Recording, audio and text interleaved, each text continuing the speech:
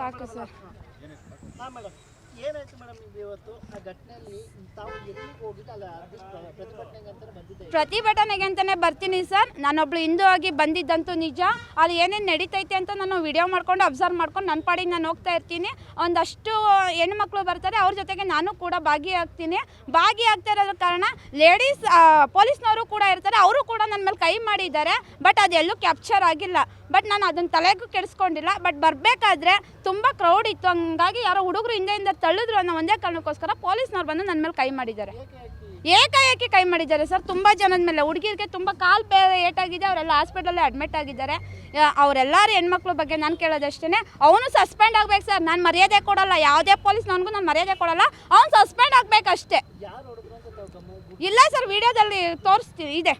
ಹಾಂ, ಅವ್ನು ಸಸ್ಪೆಂಡ್ ಆಗಬೇಕಷ್ಟೇ. ನಾಳೆ ಯಾರೆಲ್ಲ ಬರ್ತಾರೆ ಅವ್ರನ್ನೆಲ್ಲ ನಾನು ಮೀಟ್ ಮಾಡ್ತೀನಿ.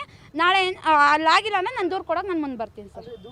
ಕೊಡ್ತೀನಿ ಸರ್, ಖಂಡಿತ. ನಾಳೆ ಏನೋ ಅವರು ಆ್ಯಕ್ಷನ್ ತೊಗೊಂಡಿಲ್ಲ, ಇಲ್ಲ ಬಂದು ಕೇರ್ ಮಾಡಿಲ್ಲ ಅಂದರೆ ನಾನು ಆ್ಯಕ್ಷನ್ ತೊಗೊತೀನಿ ಸರ್.